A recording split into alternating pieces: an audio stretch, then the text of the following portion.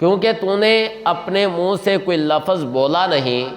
اس کے ساتھ سارا کا سارا معاملہ ہمارے اوپر آ جانا ہے۔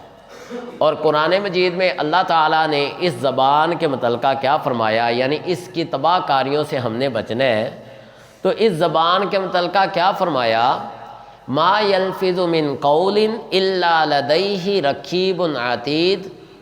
آدمی جو بھی لفظ منہ سے نکالتا ہے اس کو لکھنے والے موجود ہیں۔ یعنی وہ والا لفظ جو اس نے زبان سے نکالا ہے، وہ والا لفظ یا تو اس کے خلاف جا سکتا ہے یا وہ والا لفظ اس کے حق میں جا سکتا ہے۔ اگر ہم تھوڑا سا جائزہ لیتے ہیں ہمارے شب و روز ہماری زبان کے متعلقہ ہم دیکھتے ہیں، تو میرے خیال میں ہم ایسے گناہ کر جاتے ہیں کہ جس کی وجہ سے پیارے نبی صلی اللہ علیہ وسلم نے فرمایا کہ 70 سال تک بندہ جہنم کی گہرائیوں میں گر جاتا ہے جو ایسا لفظ انسان اپنے منہ سے نکالتا ہے۔ یعنی ایسا لفظ منہ سے نکالا نہیں کہ جو لفظ کیا تھا اللہ کو پسند نہیں آیا، اس کی وجہ سے بندہ جہنم کی گہرائیوں میں گر جاتا ہے۔ اس کی اہمیت کا اندازہ اس بات سے لگایا جا سکتا ہے کہ پیارے نبی صلی اللہ علیہ وسلم کیا ارشاد فرما رہے ہیں، ہماری ماؤں میں سے ایک ماں نے صرف اتنا کہہ دیا چھوٹے قد والی، پیارے نبی صلی اللہ علیہ وسلم کو ہماری اس ماں کی یہ بات پسند نہیں آئی، کہا صفیہ اگر اس کلمے کو سمندر کے اندر پھینک دیا جائے تو جو سمندر کا پانی ہے جل کے سیاہ ہو جائے، کوئلہ بن جائے۔ یعنی زبان کی سنگینی اتنی سنگینی ہے کہ پیارے نبی صلی اللہ علیہ وسلم ہماری ماؤں میں سے ایک ماں کو یہ کہہ رہے ہیں کہ اس کی سنگینی کی وجہ سے کیا ہو سکتا تھا، یہ سمندر جل کے راکھ ہو جائے گا۔ اور خود پیارے نبی صلی اللہ علیہ وسلم نے کیا ارشاد فرمایا، اس زبان کے متعلقہ یہ کہا کہ جو شخص مجھے 2 چیزوں کی ضمانت دے لے، یعنی کہ میں ان کی ضمانت دیتا ہوں کہ یہ میں اپنے کنٹرول پہ رکھوں گا،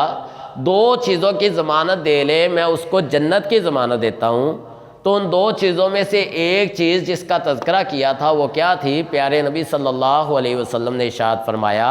وہ زبان ہے۔ تو زبان سے ہم بہت سے گناہ کرتے ہیں، اور دوسری شرمگاہ بہت سے گناہ کرتے ہیں، جن میں سے چند ایک کا تذکرہ میں آپ کے سامنے کروں گا، جو ہم اکثر اوقات کیا کرتے ہیں، آپس میں تعلقات بھی ہمارے ہوں تو اس کے اندر بھی ہم اس کو کنٹرول پہ نہیں رکھتے۔ قرآن مجید میں اللہ تعالیٰ نے کیا ارشاد فرمایا، سب سے پہلا کیا ہے، ہم اس زبان کے ذریعے جھوٹ بولنے کی کوشش کرتے ہیں، جو ہمارا عام وتیرہ بن چکا ہے۔ ہر ایک سے بات کرتے ہیں، مزاحن کریں یا سیریس کریں، ہمارا اس کے اندر یہ وتیرہ بن چکا ہے کہ ہم جھوٹ کی آمیزش کرنے کی کوشش کرتے ہیں۔ اور قرآن مجید میں اللہ تعالیٰ نے جھوٹ کے متعلقہ کیا فرمایا، انما یفتری الکذب الذین لا یؤمنون بآیات اللہ واولئک هم الکاذبون، بے شک جو لوگ جھوٹ کرتے ہیں، افترا کرتے ہیں، جھوٹ باندھتے ہیں، وہی ایسے لوگ ہیں جو اللہ پر یقین رکھتے نہیں ہیں، اللہ کی آیات کا انکار کرتے ہیں، وہی جھوٹے لوگ ہیں۔ یعنی صرف جھوٹ باندھنے کی وجہ سے اللہ تعالیٰ نے ان لوگوں کے متعلقہ یہ کہہ دیا کہ وہ اللہ کے منافی کام کر رہے ہیں، وہ جھوٹ بول رہے ہیں، اللہ کی آیات کا انکار کر رہے ہیں۔ یعنی مسئلہ کیا ہے، صرف یہ ہے کہ انسان کا جھوٹ بولنا ہے، لیکن اللہ تعالیٰ کو اتنی سی بات گوارا نہیں آئی، اللہ تعالیٰ نے اس بات کو یعنی جھوٹ کو، زبان کا غلط استعمال کو ایمان کے منافی قرار دے دیا۔ یعنی وہ بندہ ایمان والا نہیں ہے، وہ اللہ کی آیات کا انکار کر رہا ہے۔ جو بندہ جھوٹ بولتا ہے، جھوٹ کرتا ہے، اپنی طرف سے آمیزش کرنے کی کوشش کرتا ہے کہ میں اس بات کو تھوڑا سا بڑھا چڑھا کے کروں گا یا اس بات کو لوگوں کے سامنے رکھوں گا تو لوگ اس سے خوش ہوں گے یا لوگوں کا اس کے ساتھ کوئی فائدہ ہو سکتا ہے، یعنی اپنی طرف سے آمیزش کرنے کی کوشش کرتا ہے، تو یہ جھوٹ والا معاملہ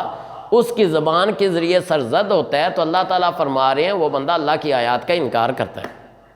ایسے ہی دوسرے مقام پر اللہ تعالیٰ نے ایک جگہ پہ جیسے اس مقام پر اللہ تعالیٰ نے ایمان کے منافی کام قرار دیا ہے، تو دوسرے مقام پر اللہ تعالیٰ نے جھوٹ کا تذکرہ، سب سے بڑا گناہ جو اس دنیا کے اندر انسان سے سرزد ہوتا ہے وہ شرک ہے۔ تو اللہ تعالیٰ نے ایسا بڑا گناہ، اس کے ساتھ پیارے نبی صلی اللہ علیہ وسلم کیا فرما رہے ہیں کہ میں تمہیں سب سے بڑا گناہ نہ بتاؤں؟ صحابہ کرام رضوان اللہ اجمعین نے پوچھا اللہ کے رسول صلی اللہ علیہ وسلم ہمیں بتلائیں، تو پیارے نبی صلی اللہ علیہ وسلم نے فرمایا الاشراک باللہ، اللہ کے ساتھ شرک کرنا ہے، وعقوق الوالدین، اور والدین کے نافرمانی کرنا، یہ بڑے گناہ ہیں۔ اب پیارے نبی صلی اللہ علیہ وسلم بڑے گناہوں کا تذکرہ کر رہے ہیں، ٹیک لگائی ہوئی ہے، شرک بیان کیا، ٹیک لگائی ہوئی ہے، ساتھ میں والدین کی نافرمانی کا تذکرہ کیا، ٹیک لگائی ہوئی ہے، لیکن جب معاملہ آیا جھوٹ کا تو پیارے نبی صلی اللہ علیہ وسلم نے ٹیک کو چھوڑ دیا اور سیدھے بیٹھ گئے اور بارہا کہہ رہے ہیں جھوٹی گواہی دینا، جھوٹ بولنا، جھوٹی گواہی دینا، جھوٹ بولنا، جھوٹی گواہی دینا، جھوٹ بولنا، یعنی بارہا بڑے گناہ کا جو تذکرہ کر رہے ہیں وہ کون سا ہے؟ وہ جھوٹ بولنا، جھوٹی گواہی دینا۔ یعنی شرک کے ساتھ اگر تذکرہ کیا ہے، والدین کی نافرمانی کے ساتھ تذکرہ کیا ہے، بڑے بڑے گناہ ہیں، ان میں سے تیسرا جو بیان کیا ہے وہ کیا ہے؟ جھوٹ بولنا، جھوٹی گواہی دینا۔ یعنی اس بات سے بھی اندازہ لگایا جا سکتا ہے کہ پیارے حبیب علیہ الصلاۃ والسلام بھی جھوٹ کے متعلقہ یہ کہہ رہے ہیں شرک کے بعد بڑا گناہ، یعنی والدین کی نافرمانی کے بعد بڑا گناہ وہ کیا ہے؟ جھوٹ بولنا ہے۔ اب اس کا اندازہ اس بات سے بھی لگایا جا سکتا ہے کہ پیارے نبی صلی اللہ علیہ وسلم نے ارشاد فرمایا علیکم بالصدق فإن الصدق يهدي إلى البر وإن البر يهدي إلى الجنة وما يزال الرجل يصدق ويتحرى الصدق حتى يكتب عند الله صديقا وإياكم الكذب فإن الكذب يهدي إلى الفجور وإن الفجور يهدي إلى النار وما يزال الرجل يكذب ويتحرى الكذب حتى يكتب عند الله كذاب۔ کیا فرمایا؟ تمہارے اوپر سچ بولنا لازم قرار دیا گیا ہے، جب تم سچ بولو گے یہ تمہاری رہنمائی کرے گا نیکی کی طرف، اور نیکی رہنمائی کرے گی جنت کی طرف۔ آدمی سچ بولتا رہتا ہے اور سچ کی کوشش کرتا ہے حتیٰ کہ اللہ کے ہاں سچا لکھ دیا جاتا ہے۔ اور فرمایا تم لوگوں نے اگر کسی چیز سے بچنا ہے تو وہ جھوٹ ہے، کیونکہ جھوٹ رہنمائی کرتا ہے گناہ کی طرف اور گناہ رہنمائی کرتی ہے آگ کی طرف۔ انسان جھوٹ بولتا رہتا ہے، جھوٹ کی کوشش کرتا ہے۔ پیارے حبیب کیا فرما رہے ہیں؟ حتیٰ کہ انسان اللہ کے ہاں بھی جھوٹا لکھ دیا جاتا ہے۔ اس سے بڑھ کے بدبختی اس گناہ کی کیا ہو سکتی ہے کہ انسان جھوٹ بولنے والا ہو، اور پیارے حبیب کیا فرما رہے ہیں کہ وہ انسان کے جھوٹ بولنے کی وجہ سے اللہ کے ہاں بھی وہ بندہ جھوٹا لکھ دیا جاتا ہے۔ اب اس سے اس بات کی سمجھ لگتی ہے کہ اللہ تعالیٰ نے قرآن میں جو فرمایا ہے اور پیارے حبیب نے جو اپنے فرمان میں بیان کیا ہے، اس سے ہمیں زبان کی جو سنگینی والا جرم والا جو عمل ہے جھوٹ، اس سے متنبہ کی ہے، بارہا سمجھایا کہ اس سے بچنا ہے۔ اور اسی طرح منافقوں کی صفت، یعنی جو منافقین ہیں ان کی صفت جو بیان کی ہے وہ بھی جھوٹ قرار دی ہے۔ کیا فرمایا؟ آیت المنافق ثلاث اذا حدث کذب وَإِذَا اؤْتُمِنَ خَانَ وَإِذَا وَعَدَ أَخْلَفَ، اور ایک اور روایت کے اندر الفاظ ہیں وَإِذَا خَاصَمَ فَجَرَ۔ یعنی منافق کی تین نشانیاں ہیں، جب بات کرتا ہے تو جھوٹ بولتا ہے۔ یعنی منافق کی جو نشانیاں بیان کی گئی ہیں ان میں سے جو پہلی بیان کی ہے وہ بھی کیا ہے؟ جھوٹ بولنا قرار دیا گیا ہے۔ یعنی جب بات کرتا ہے جھوٹ بولتا ہے، جب وعدہ کرتا ہے خلاف ورزی کرتا ہے، جب اس کو امانت دی جاتی ہے اس میں خیانت کرتا ہے۔ اس سے جس بات کی سمجھ لگتی ہے وہ یہی ہے کہ منافق کی نشانیاں پیارے حبیب علیہ الصلاۃ والسلام ہمیں بیان کر رہے ہیں، تو اس کے اندر بھی جھوٹ کی سنگینی کو سب سے پہلے بیان کر رہے ہیں۔ یعنی ایسا جرم ہے کہ جس کی سنگینی کو پیارے حبیب علیہ الصلاۃ والسلام نے ہمارے سامنے سب سے پہلے رکھ دیا کہ جب بات کرتا ہے تو جھوٹ بولتا ہے، یہ منافق کی نشانی ہے۔ اسی طرح پیارے سلمہ بن اکوع رضی اللہ تعالی عنہ بیان کرتے ہیں، اب جھوٹ کے بھی آگے سلسلے ہیں۔ بعض اوقات ہم یہ ہے کہ جھوٹ بولتے ہیں آپس میں، بعض اوقات ہم جھوٹ کے اندر بھی اتنا غلو کر جاتے ہیں کہ جس کا خمیازہ ہمیں بعد میں بھگتنا پڑتا ہے۔ کیسے؟ اس کی چھوٹی سی مثال یہ ہے کہ ہم موبائل کے اندر اکثر یہ کرتے ہیں کہ ہمارے پاس کوئی میسیج آتا ہے، واٹس ایپ پہ کوئی میسیج آ جاتا ہے، اس کے نیچے حدیث لکھا ہوتا ہے، اس کے نیچے لکھا ہوتا ہے قول علی رضی اللہ تعالی عنہ، یا لکھا ہوتا ہے قول رسول صلی اللہ علیہ وسلم، یا حدیث رسول صلی اللہ علیہ وسلم لکھا ہوتا ہے۔ اب ہم کیا کرتے ہیں، اس حدیث کو آگے فارورڈ کر دیتے ہیں، لیکن ہمیں اس کے متعلقہ اتھینٹیکیٹ پتہ نہیں ہے کہ یہ حدیث صحیح ہے نہیں ہے، یا یہ حدیث ہے بھی، یا کسی نے ایسے ہی اچھی بات سمجھتے ہوئے اس کو قول علی رضی اللہ تعالیٰ عنہ لکھ دی ہے یا حدیث رسول لکھ دیا، ہم اس کو فارورڈ کر دیتے ہیں۔ اب اس کا خمیازہ کیا ہوتا ہے، وہ آگے آگے فارورڈ ہوتی چلی جاتی ہے، اور پیارے نبی کیا فرما رہے ہیں، من کذب علی متعمدا فقد بوا مقعدہ من النار، جس نے جان بوجھ کر میرے اوپر جھوٹ باندھا اس نے اپنا ٹھکانہ آگ میں بنا لیا۔ اب ہم آگے فارورڈ کر رہے ہیں، لیکن ہمیں اس کے متعلقہ پتہ نہیں ہے، نہ ہمارا اس کے متعلقہ اجتہاد ہے، ہم نے آگے فارورڈ کیا ہے، ہم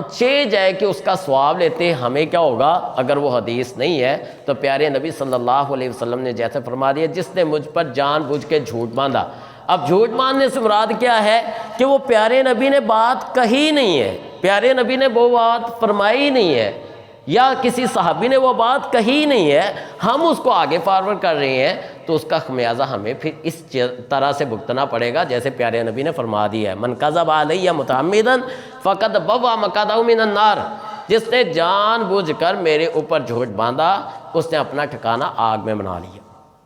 اب اس سے یہی بات سمجھ لگتی ہے کہ جھوٹ کی سنگینی کا سب سے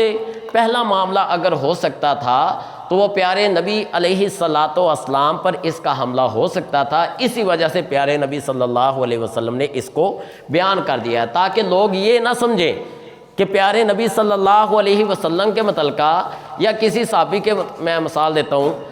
یہ میرا دوست بیٹھا ہوا ہے، اب میں اس کو کہہ دیتا ہوں کہ بھئی فلاں نے یہ بات کہی ہے، چاہے وہ بات اچھی کیوں نہ ہے۔ اب کیا تھا، اس نے یہ بات کہی نہیں ہے، اچھی چاہے کیوں نہ ہے، لیکن میں اس کا نام انڈیکیٹ کر رہا ہوں، تو اس کا مطلب یہ ہوا کہ اس نے وہ بات کہی نہیں، میں اس کے متعلقہ بہتان لگا رہا ہوں، جھوٹ تو بول ہی رہا ہوں، ساتھ میں اس کا سنگینی یہ ہو جائے گی کہ وہ بندے کا بہتان ہو جائے گا، چاہے اچھی بات ہی کیوں نہ ہے۔ تو اس وجہ سے پیارے نبی صلی اللہ علیہ وسلم اس کی سنگینی کو سب سے پہلے بیان کر رہے ہیں۔ اسی طرح کیا فرمایا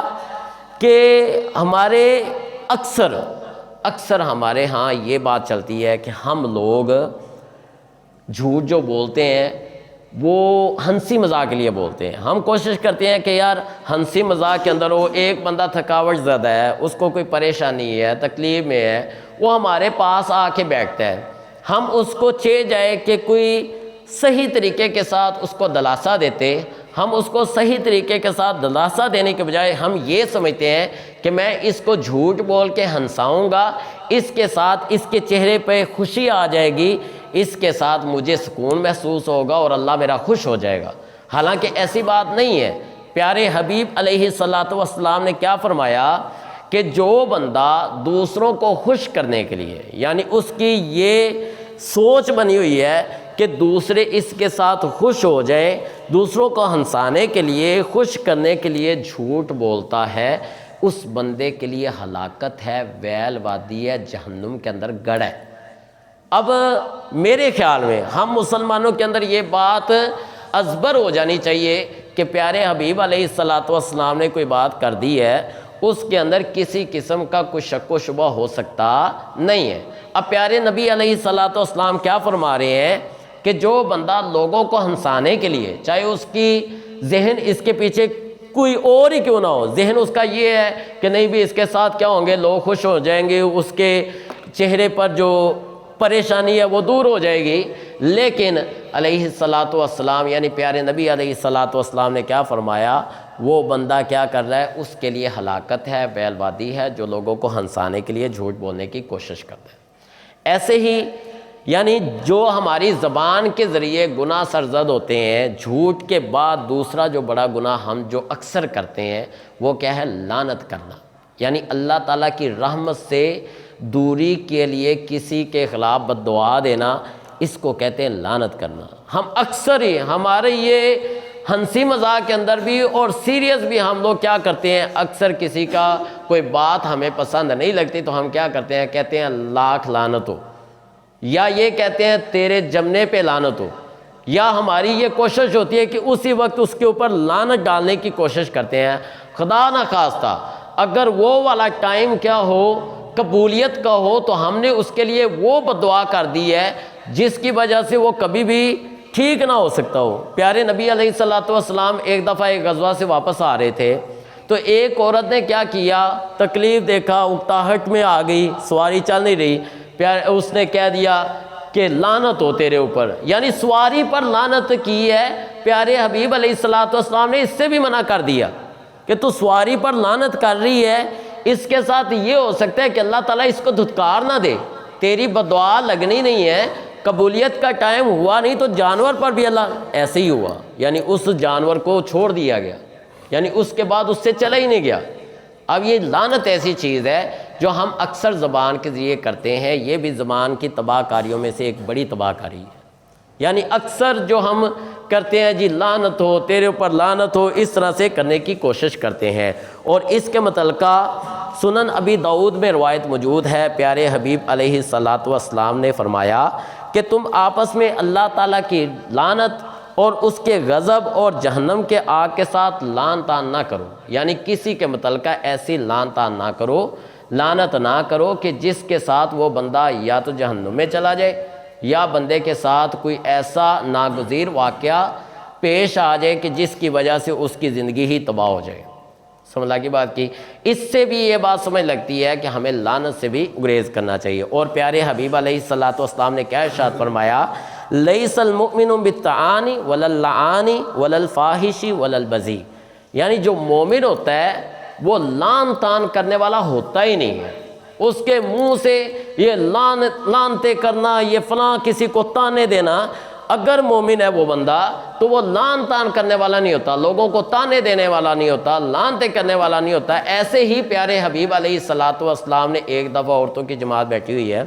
پیارے حبیب علیہ الصلوۃ والسلام نے کیا فرمایا؟ عورتوں کی جماعت تم صدقہ کیا کرو، ٹھیک ہے؟ تو صحابیات علیہ الصلوۃ والسلام یعنی وہ سن رہی تھی رضی اللہ عنہن، انہوں نے سننے کے بعد پیارے حبیب علیہ الصلوۃ والسلام نے کیا فرمایا؟ میں نے تمہاری اکثریت جہنم میں دیکھی ہے۔ اب اس کے اندر جو مین چیز بیان کی جس کی وجہ سے اکثریت دیکھی ہے، ایک تو خامدوں کی ناشکری ہے، دوسرا تم آپس میں لعن طعن بون کرتی ہو، ایسے لعن طعن، لڑائی فساد، جھگڑا جب آپس میں رکھ لیتی ہو، یہ چیز اللہ تعالیٰ کو برداشت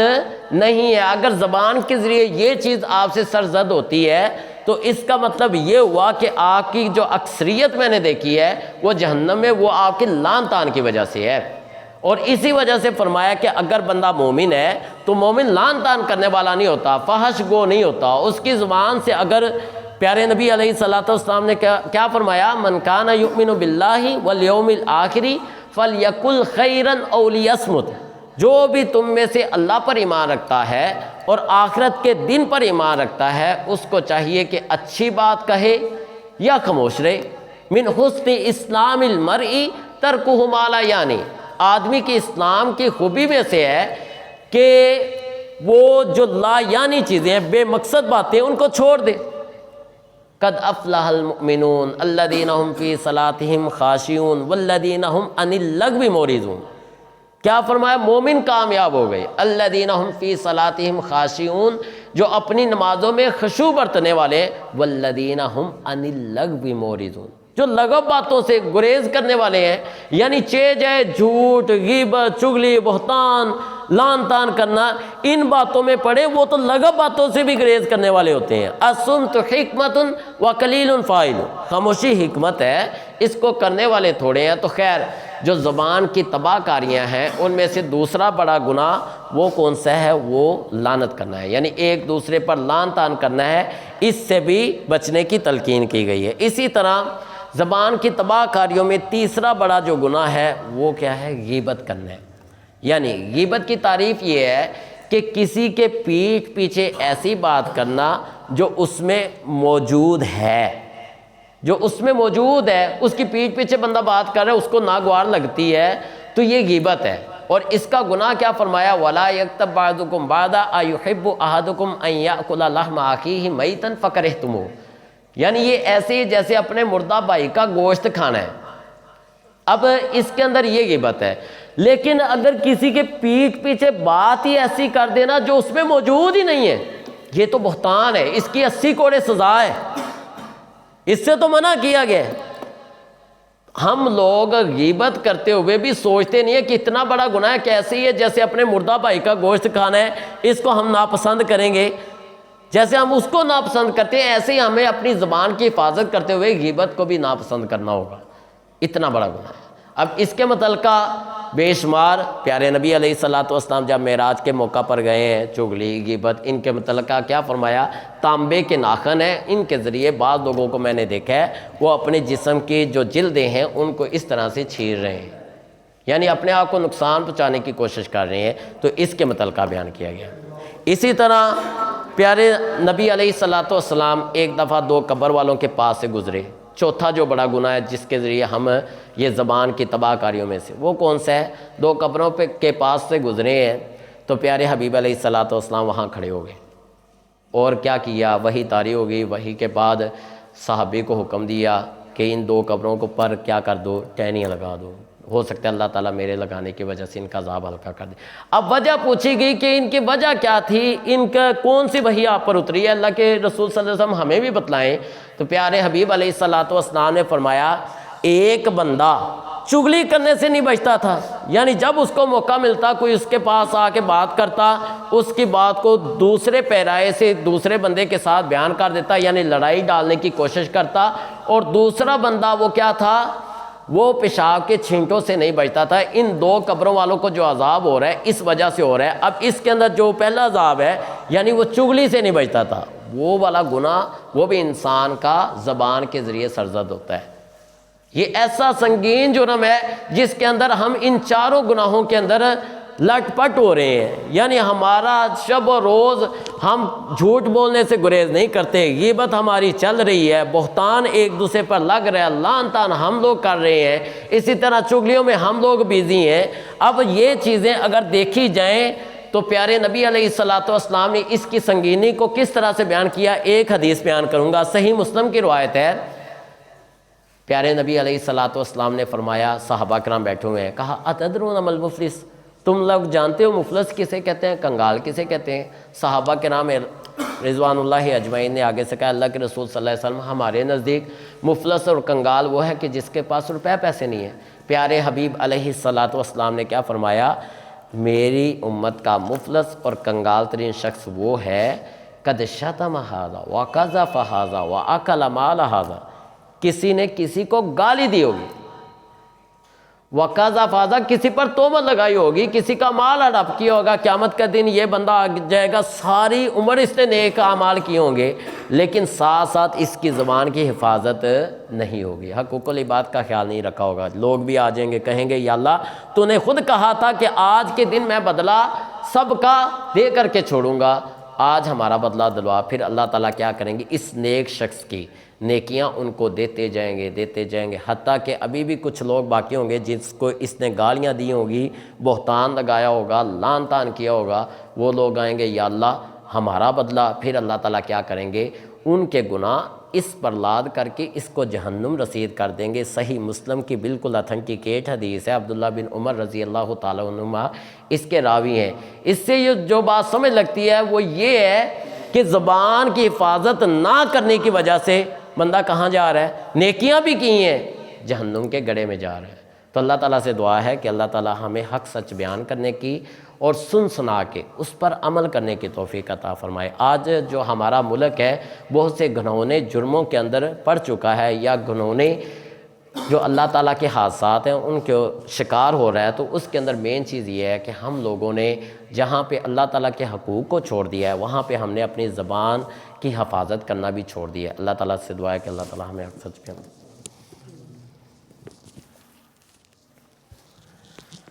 یہ بھی چھوٹا سا اعلان ہے ایک،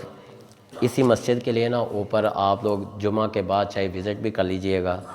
تو